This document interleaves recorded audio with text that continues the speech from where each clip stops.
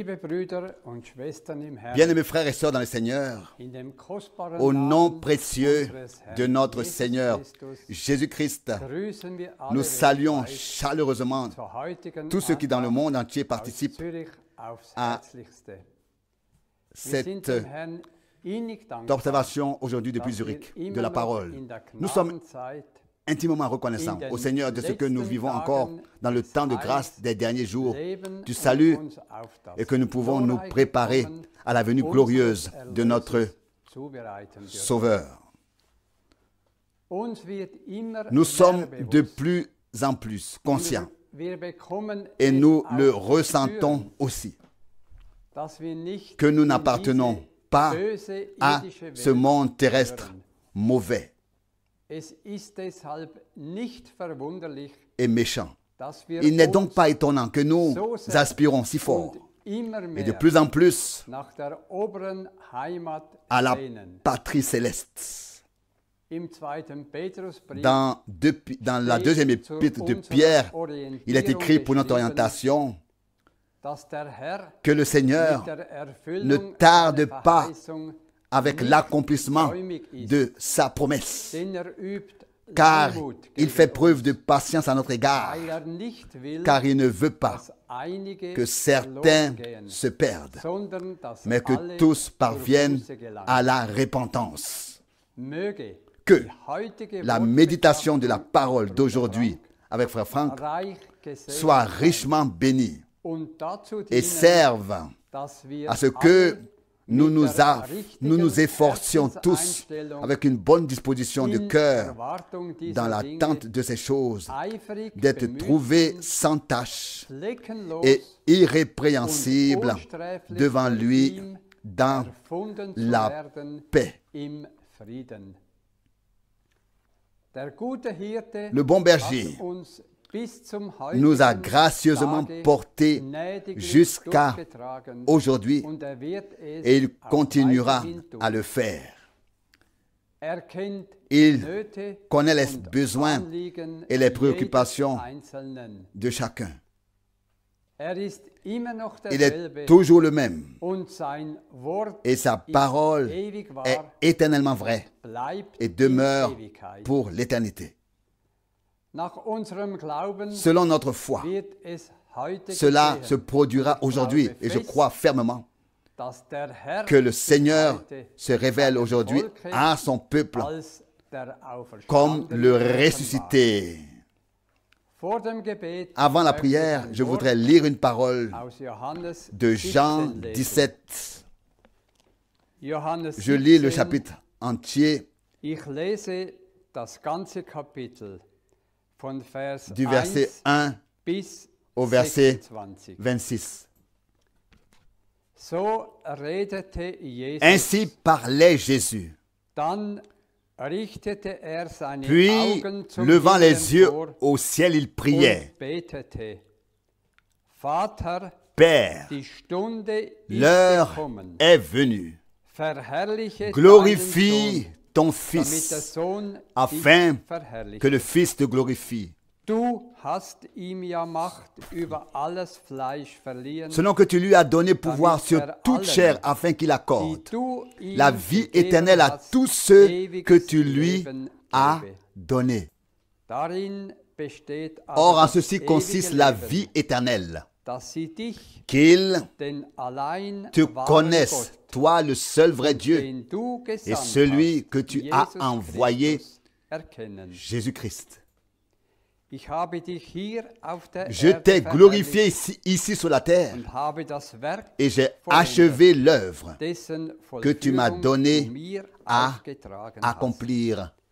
Und jetzt Et maintenant, verherrliche Père, du glorifie-moi mich, bei dir selbst, auprès de mit toi-même, der Herrlichkeit, de la gloire die ich bei que dir besaß, j'ai possédée ehe die auprès de Welt toi war. avant que le monde soit.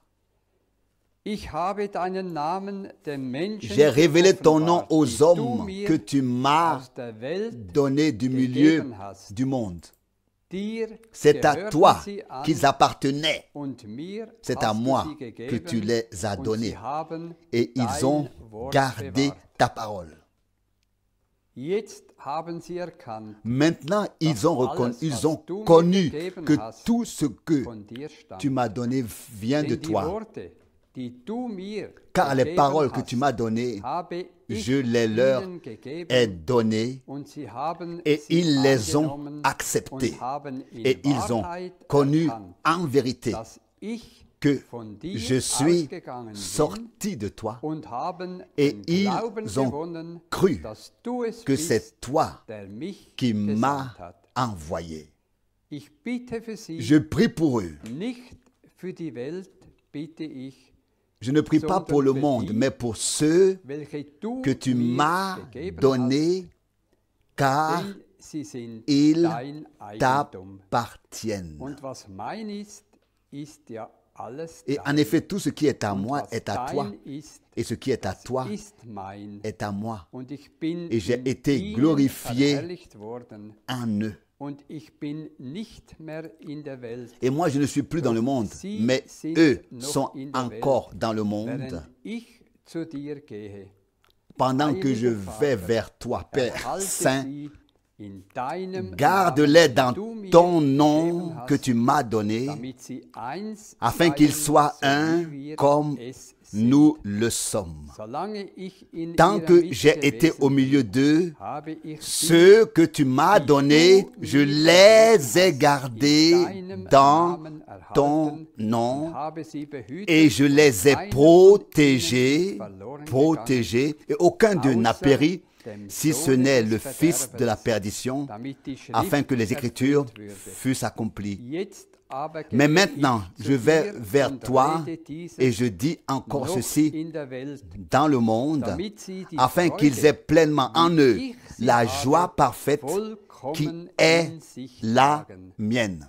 Je leur ai donné ta parole, et le monde les a haïs, parce qu'ils n'appartiennent pas au monde, comme moi je n'appartiens pas au monde.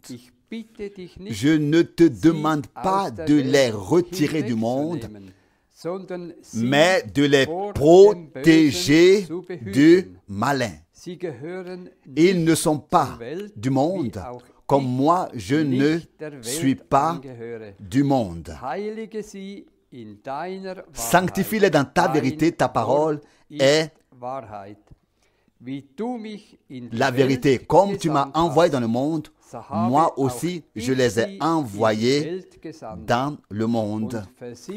Et pour eux, je me sanctifie afin qu'eux aussi soient vraiment sanctifiés dans la vérité. Or, ce n'est pas pour eux seulement que je prie, mais aussi pour ceux qui viendront croire en moi par leurs paroles, afin que tous soient un comme toi, Père, tu es en moi et moi en toi. Qu'ils soient donc aussi un en nous, afin que le monde croie que tu m'as envoyé. Je leur ai donné aussi la gloire que tu m'as donnée, afin qu'ils soient un comme nous sommes un. Moi en eux et toi en moi, afin qu'ils parviennent à la parfaite union, pour que le monde connaisse que tu m'as envoyé et que tu les as aimés comme tu m'as aimé. Père, je veux que là où je suis, ceux que tu m'as donnés soient aussi avec moi, afin qu'ils voient ma gloire, celle que tu m'as donnée, car tu m'as aimé dès avant la fondation du monde. Père juste, le monde ne t'a point connu, mais moi je t'ai connu, et ceux-ci ont connu que tu m'as envoyé. Et je leur ai fait connaître ton nom, et je le leur ferai connaître encore, afin que l'amour dont tu m'as aimé soit en eux et que je sois en eux. Jusqu'ici, cette précieuse et sainte parole de Dieu. Comme c'est merveilleux que le Seigneur nous ait révélé son nom, qu'il continue à nous sanctifier dans sa vérité, car sa parole est la vérité, afin que l'amour de Dieu nous unisse intimement à lui et les uns aux autres pour le temps et l'éternité. Prions ensemble. Père céleste, c'est avec un cœur reconnaissant que nous levons ensemble les yeux vers toi, d'où seul vient notre aide. Nous te sommes notre secours, nous te sommes toujours à nouveau reconnaissants pour ta précieuse et sainte parole, pour la parole de vérité qui nous a rendus libres et qui est une lampe pour nos pieds. Merci Seigneur de continuer aujourd'hui encore à parler aux tiens de toutes les langues, de toutes les peuples et de toutes les nations, de ce que tu les appelles à sortir. Quelle grâce de nous avoir révélé ton nom et de nous permettre d'invoquer et d'adorer ton nom. Quel privilège nous a été accordé d'être les brebis de ton troupeau, d'être ta propriété depuis la fondation du monde et que tu nous aies aussi appelés par notre nom. Seigneur, continue à nous faire grâce, afin que nous soyons trouvés dans ta volonté parfaite. Donne-nous un esprit volontaire. Donne-nous le vouloir et le faire, afin que nous atteignions l'âge de l'homme, la stature de l'homme parfait en Christ, et que nous puissions à la fin nous présenter devant toi sans tache ni ride. Bénis et fortifie ton fidèle serviteur, notre frère bien-aimé Franck, et oint ses lèvres lorsqu'il s'adressera à nous par la suite. Que ton Saint-Esprit repose sur tes paroles et sur toutes les âmes de l'épouse qui entendent ta parole aujourd'hui. Tu es le vainqueur de Golgotha. Seigneur, donne également la victoire à ton peuple en ton nom et pour ta gloire. Délivre tous les perdus, libère tous ceux qui sont affligés par l'ennemi et guéris tous les malades au milieu de nous. Seigneur, tu es vivant et nous aussi nous devons vivre. Tu t'es exclamé, tout est accompli. À toi, le seul vrai Dieu, appartient toute louange, tout honneur, toute action de grâce et toute adoration au nom saint de Jésus. Amen. Amen.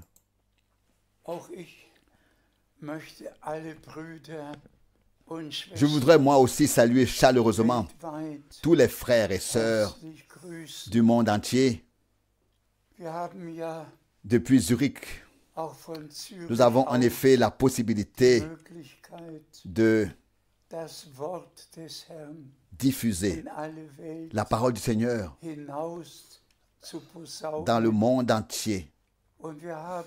Et nous avons entendu une parole magnifique en introduction. Frère Baumgartner a lu Jean 17. C'est une prière, la seule prière de notre Seigneur qui figure dans la Bible. Et nous en remercions le Seigneur Dieu. Nous savons tous que notre Seigneur a prêché ici et là. Même le sermon sur la montagne s'étend sur 3 chapitres de Matthieu 5, 6 et 7. Le plus long sermon que notre Seigneur ait prononcé. Mais ici, dans Jean 17, il s'agit de la prière de notre Seigneur pour les siens. Et nous aimerions souligner quelques points de cette prière. Pour nous qui croyons que le retour de Jésus-Christ est proche,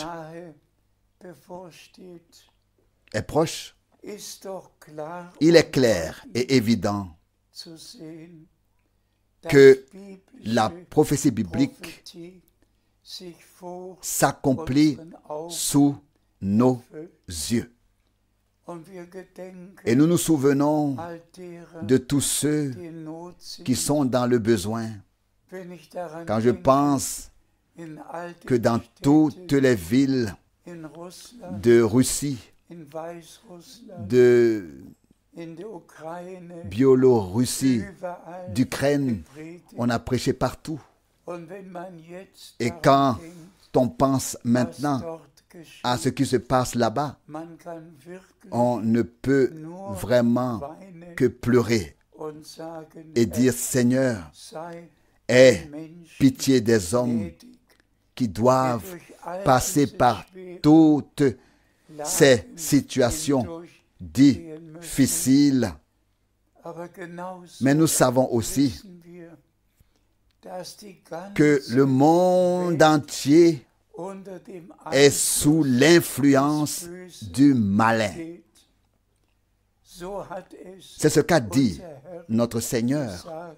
Et nous croyons que tout sera différent lors du retour de Jésus-Christ, notre Seigneur. Son règne a en effet été annoncé dans l'Ancien et le Nouveau Testament. Mais il faut d'abord que tout ce qui précède le retour de Christ se produise. Que la terre entière soit encore une fois tellement ébranlée. Il se passe partout quelque chose. Des guerres, des famines, des tremblements de terre, des pestes, des temps coûteux. Ici, de la chaleur et là, des inondations, raz de marée. Ici, un tremblement de terre et là encore quelque chose se produit. Mais partout, il se passe quelque chose sur la terre et cela ne fera qu'empirer. Si bien que les hommes chercheront même la mort et qu'elle s'enfuira loin d'eux. Toute la création aspire à la liberté des enfants de Dieu. Et nous savons que lorsque notre Seigneur reviendra, tout ce qui a été fait sur terre par l'ennemi sera réparé.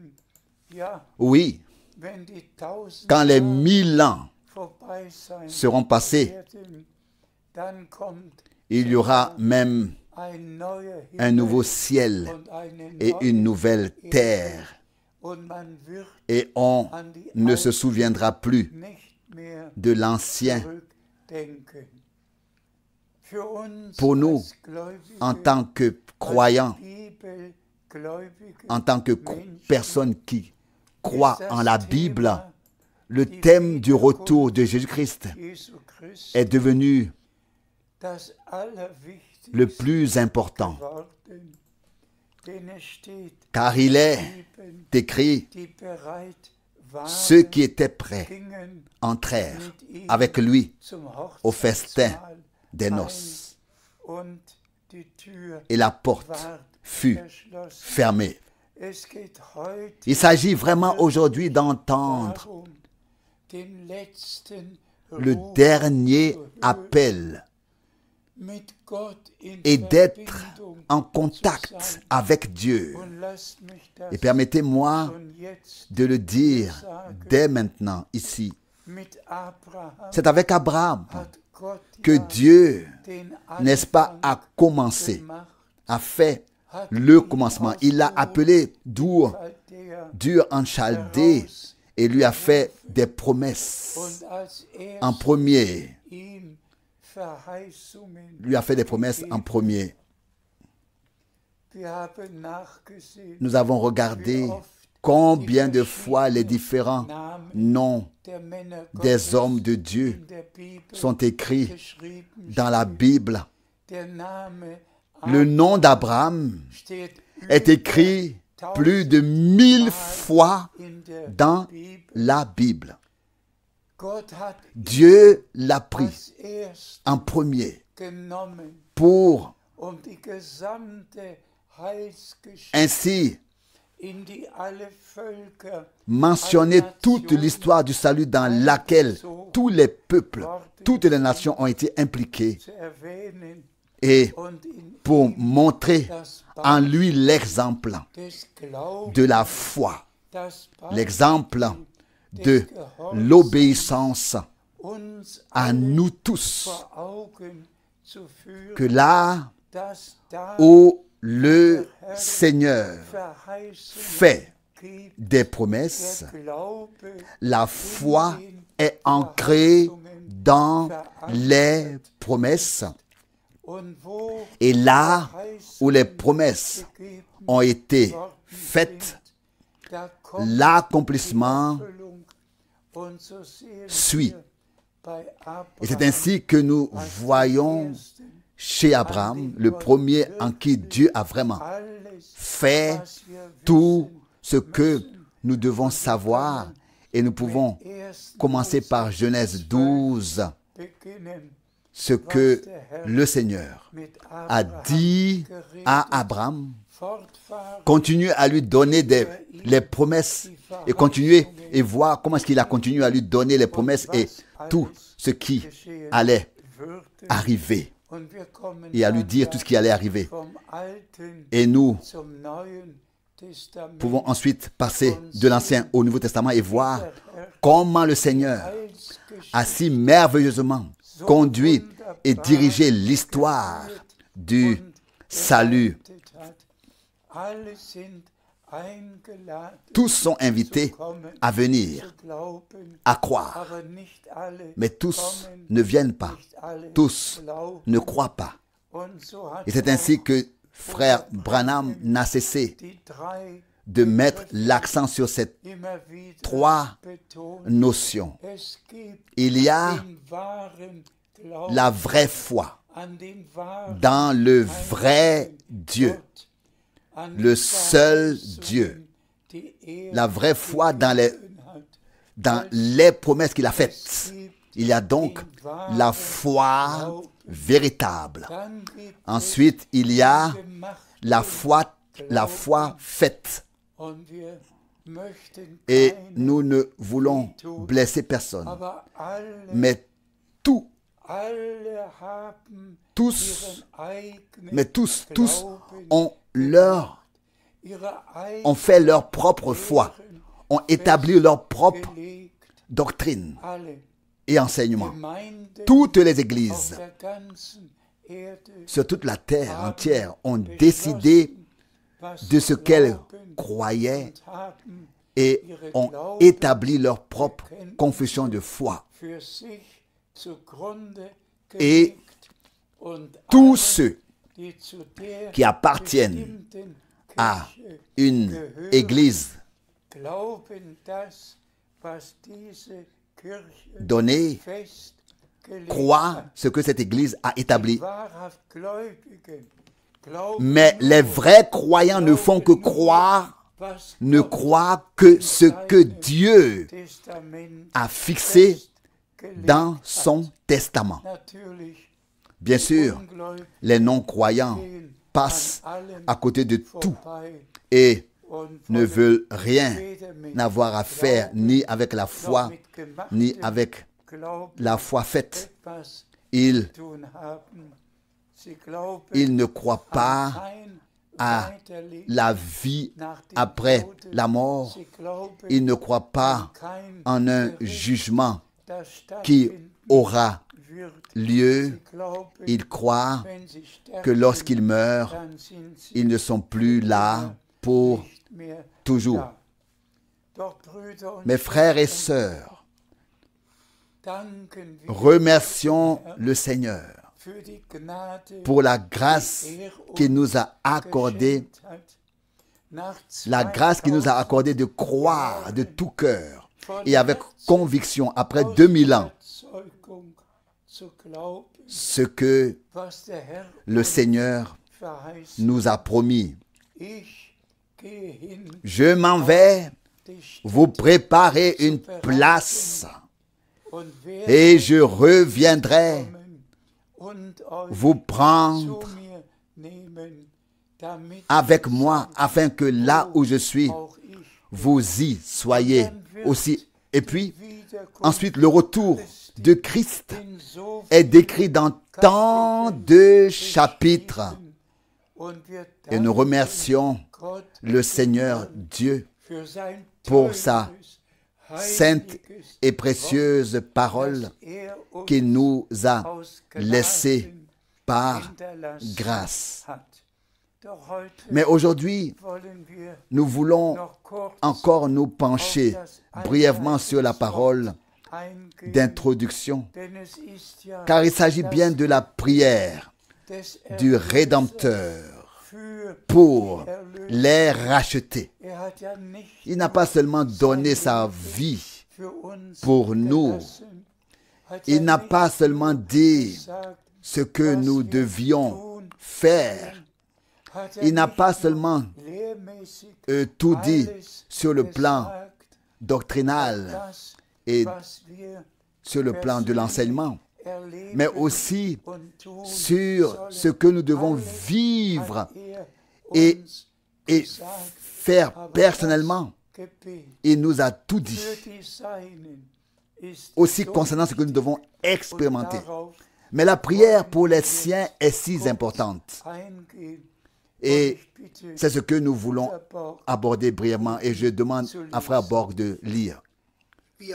Nous lisons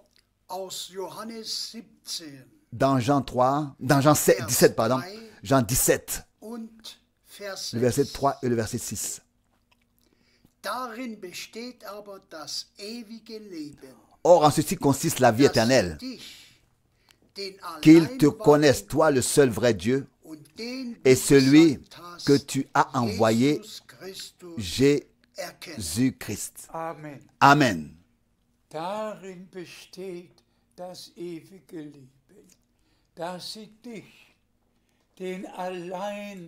Or, en ceci consiste la vie éternelle, qu'ils te connaissent, toi, le seul vrai Dieu,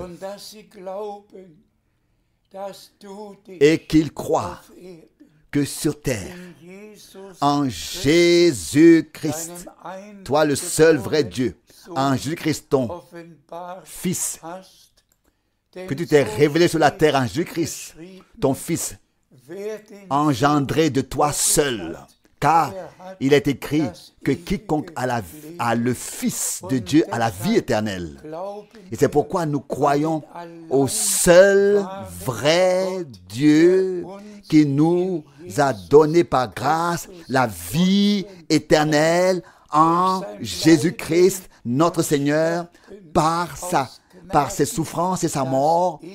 Et il faut dire que personne ne peut vivre éternellement s'il n'a accepté de son vivant par grâce le don de Dieu, le don de la vie éternelle en Jésus-Christ, notre Seigneur. Notre Seigneur.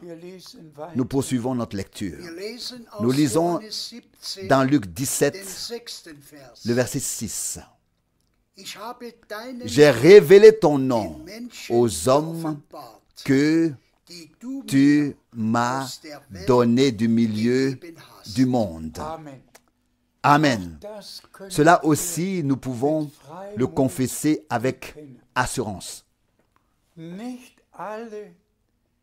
Tous n'ont pas reçu la révélation de Jésus-Christ.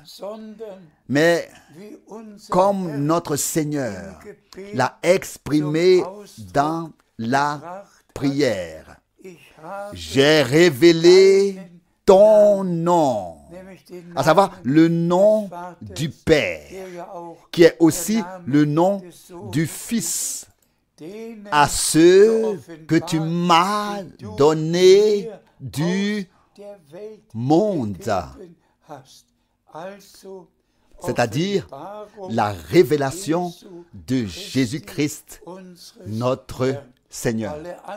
Tous les autres utiliseront une formule trinitaire, mais les vrais croyants utiliseront le nom révélé par Dieu qui a été donné pour notre salut, et tout ce que nous faisons en parole ou en œuvre, nous le faisons au nom du Seigneur Jésus-Christ. S'il te plaît, nous lisons dans le psaume 22, le verset 23. Alors je ferai connaître ton nom à mes frères. Au milieu de l'assemblée, je te glorifierai. Amen. Nous avons ici la prophétie dans l'Ancien Testament que le Seigneur a mentionné à nouveau dans sa prière. Je révélerai ton nom à mes frères et je glorifierai ton nom dans l'Église, pas dans le monde, mais dans l'Église. Je glorifierai ton nom. Le Seigneur a une Église qu'il a rachetée par son sang et sa mort. Oui, par grâce, il a une Église sur la terre au sujet de laquelle il a dit lui-même, « Je bâtirai mon Église et les portes de l'enfer ne prévaudront pas contre elle. » Comme c'est merveilleux que notre Seigneur mentionne ici dans sa prière la prophétie du psalmiste de l'Ancien Testament. Dans sa prière, dans le Nouveau Testament. L'Ancien et le Nouveau Testament vont de pair. Et nous en remercions le Seigneur Dieu. S'il te plaît. Jean 17, verset 17. Sanctifie-les dans ta vérité, ta parole est la vérité. Amen. Ici aussi nous avons un point. Le Seigneur a tant de choses à nous dire. Tant de choses sont écrites comme parole de Dieu. Nous avons la Bible, l'Ancien et le Nouveau Testament. Puis la prière profonde et intime de notre Rédempteur. Sanctifie-les dans ta parole. Ta parole est la vérité.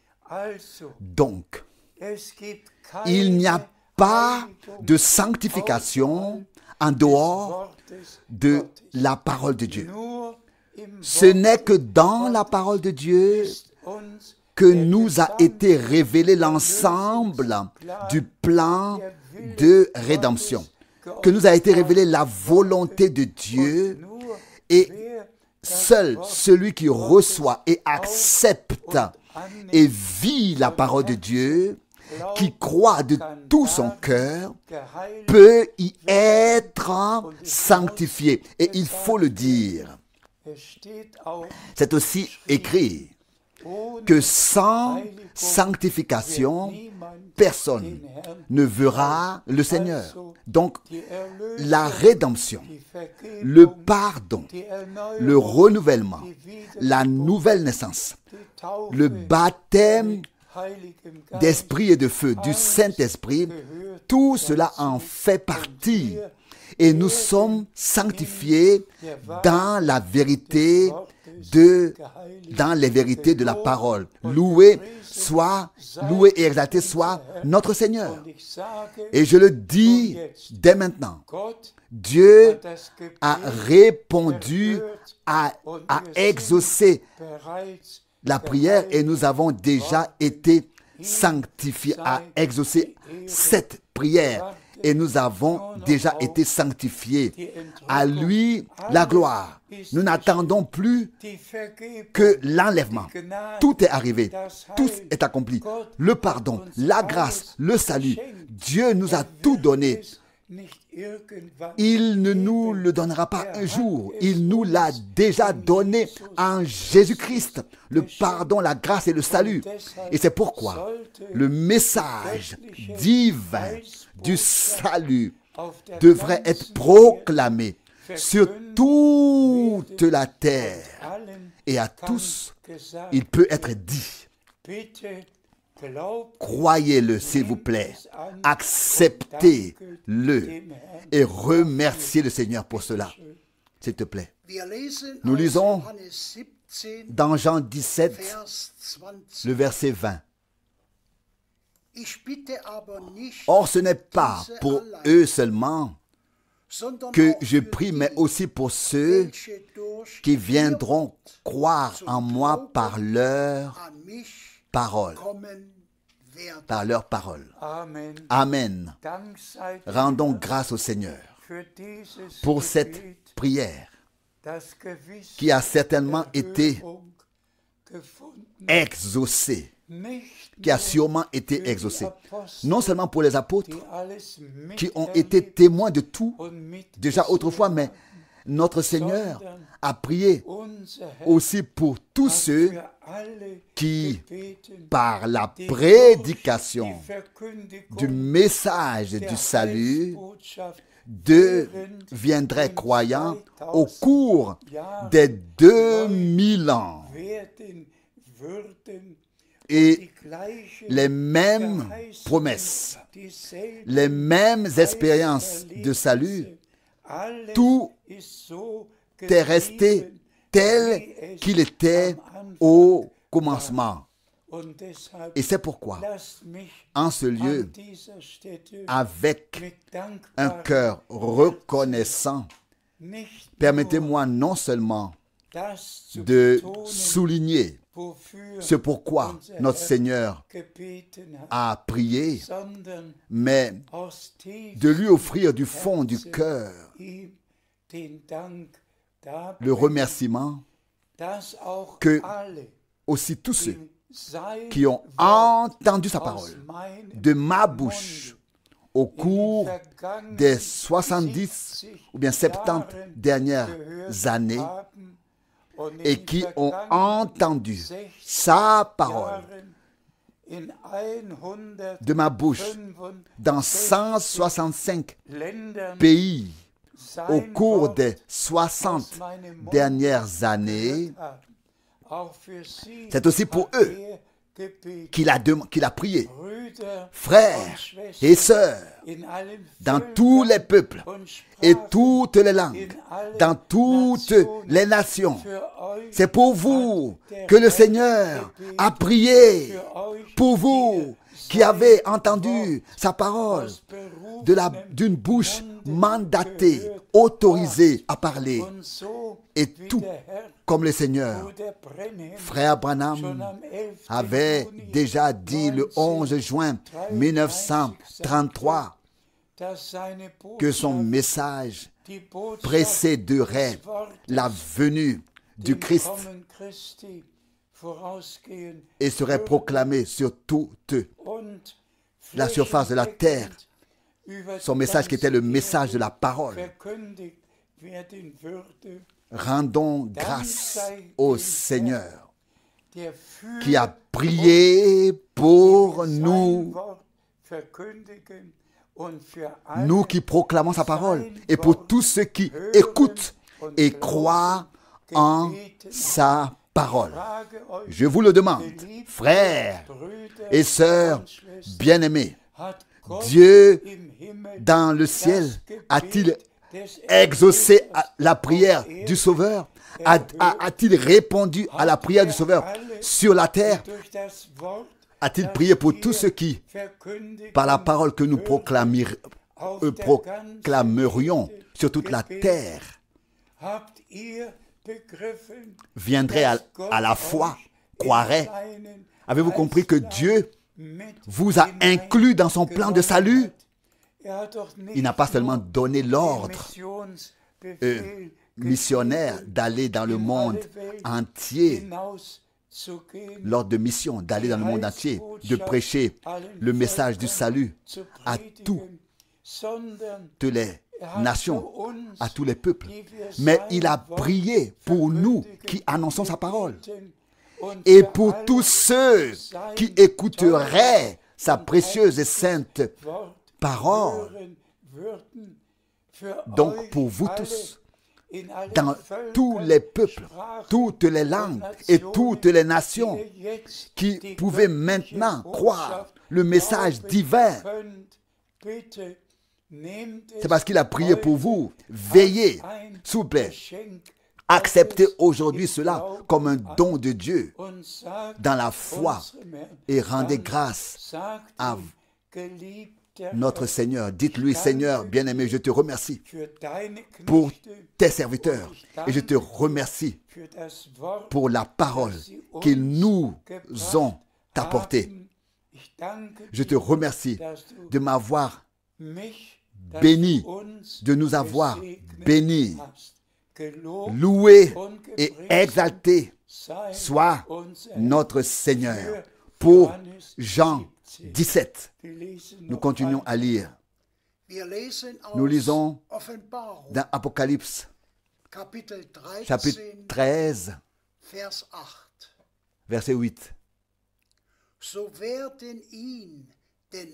Chapitre 13, verset 8. Ainsi donc, tous les habitants de la terre l'adoreront, tous ceux dont le nom n'est pas écrit dans le livre de vie de l'agneau immolé dès la fondation du monde. Ici, il est question de l'Antichrist qui s'élève au-dessus de tout et se place au-dessus de tout ce qui concerne Dieu ou le service divin. Que tous le croiront, mais que ceux dont les noms ont été écrits avant la fondation du monde dans le livre de vie de l'agneau immolé, ceux-là ne croiront que Jésus-Christ, leur Seigneur et Rédempteur. D'où la différence. À l'échelle du ciel, nous ne croyons en aucune religion. Nous ne croyons en personne. Nous croyons qu'en un seul Dieu véritable et vivant qui s'est révélé à nous en Jésus-Christ et qui nous a offert la rédemption, le pardon, la grâce et le plein salut qui nous a révélé son nom, sa parole et sa volonté. Mais nous ne croyons ni à ce que l'Antichrist dit et ni à quiconque. À ce que quiconque dit. Nous croyons en Dieu et en Dieu seul, et il en sera ainsi pour toute éternité.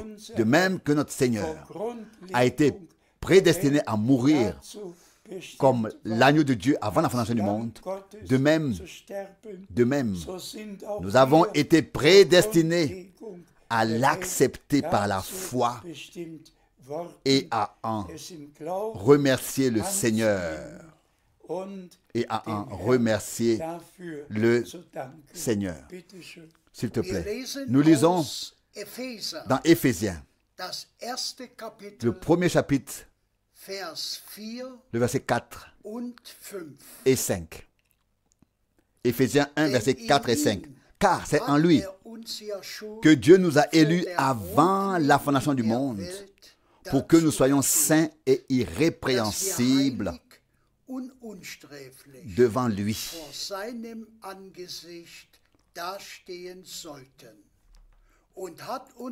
Et il nous a prédestinés dans l'amour pour et par Jésus-Christ à être des fils qui lui appartiennent selon le bon plaisir de sa volonté. Amen. Rendons grâce au Dieu vivant. Encore une fois et toujours pour sa sainte et précieuse parole, choisie avant la fondation du monde. Mais encore plus que ça, pour que nous soyons saints,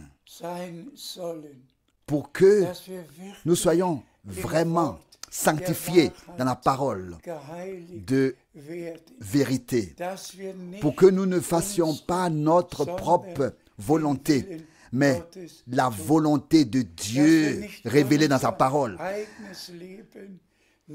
pour que nous ne continuions pas notre propre vie après la conversion, mais pour que la nouvelle vie divine puisse vraiment se manifester en nous et ensuite par nous. Nous venons également de lire que nous avons reçu l'établissement dans la position de fils, que nous avons été prédestinés à être fils et filles de Dieu dans le Fils de Dieu. Mais ensuite, par la puissance de la rédemption accomplie, pas seulement recevoir la promesse que nous serons établis dans cette position de fils, mais cette réalité divine, que cela a eu lieu, que nous avons été établis dans cette position de fils. Non seulement la promesse que cela se produirait, mais le fait divin que cela s'est produit, que nous sommes devenus les fils et les filles de Dieu, nés de nouveau, pour une espérance vivante, en vertu de la résurrection de Jésus-Christ d'entre les morts. Permettez-moi de résumer ce dont nous parlons aujourd'hui. Il s'agit de nous laisser insérer dans la volonté de Dieu, d'avoir une adhésion intérieure, un amen, une réception à chaque parole de Dieu et de relire tranquillement tous ces passages bibliques encore une fois. Mais aujourd'hui, je voudrais simplement souligner et insister sur ce que notre Seigneur a prié, a demandé. Veuillez lire, s'il vous plaît, Jean 17 en priant. Jean 17, dans la prière. Et arrêtez-vous sur chaque pensée, sur chaque verset.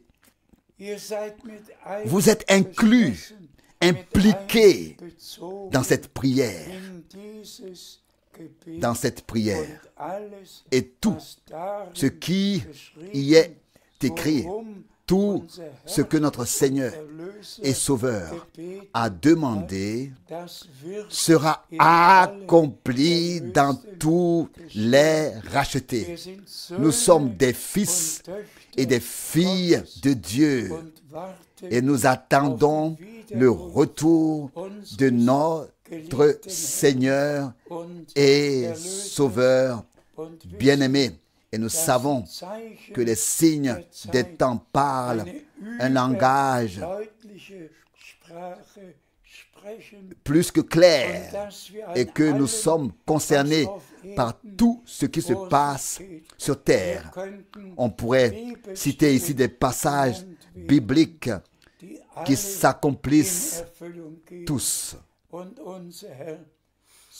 Et notre Seigneur le dit encore une fois, quand vous verrez ces choses arriver, quand vous verrez que toutes ces choses arrivent, relevez la tête, car votre rédemption approche.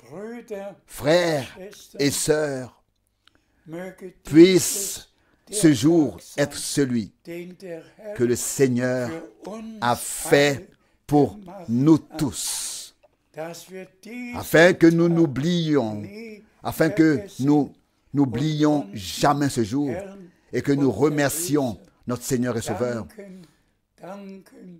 que nous le remercions non seulement de nous avoir laissé sa parole, mais aussi d'avoir prié pour nous, afin que nous puissions par l'obéissance, dans l'obéissance de la foi, accomplir sa parole, mettre sa parole en pratique, pour qu'il puisse réaliser ensuite ses promesses à notre égard. Que le Seigneur soit remercié de ce que nous vivons maintenant, vraiment très près, très proche du retour de Jésus-Christ. Soyez bénis dans tous les peuples et toutes les langues. Et une fois de plus, nous envoyons des salutations particulières depuis Zurich à tous les frères servants. S'il vous plaît, restez, demeurez dans la parole de Dieu. Demeurez dans la bénédiction du Dieu Tout-Puissant. Car celui qui abandonne la parole abandonne Dieu et Dieu l'abandonne. Ce n'est que lorsque nous demeurons dans sa parole qu'il peut aussi demeurer en nous. Soyez bénis de la bénédiction du Seigneur, du Dieu Tout-Puissant, dans le saint nom de Jésus. Et aujourd'hui, que tous, là où ils sont, se lèvent et remercient le Seigneur pour sa prière et pour la rédemption accomplie. Nous aussi, nous le ferons bientôt, nous le ferons maintenant. Nous nous levons pour cela. Père Céleste, nous te remercions d'avoir... Nous te remercions pour l'observation de ta précieuse parole. Nous te remercions de nous avoir parlé par ta parole. Bénis tous ceux qui ont écouté dans le monde entier. Ici à Zurich, de Zurich, ici, nous te remercions d'être toujours le même. Bénis ton peuple ici à Zurich, en Autriche, en Allemagne et dans le monde entier. Nous avons entendu la vérité. Avant la fondation du monde, tu nous as appelés à te croire, à écouter ta parole. Et nous attendons ta venue. Aussi, cette prédication sert également à nous préparer à ta venue prochaine. bénis tous ceux qui ont écouté au nom de Jésus. Amen. Amen. Amen.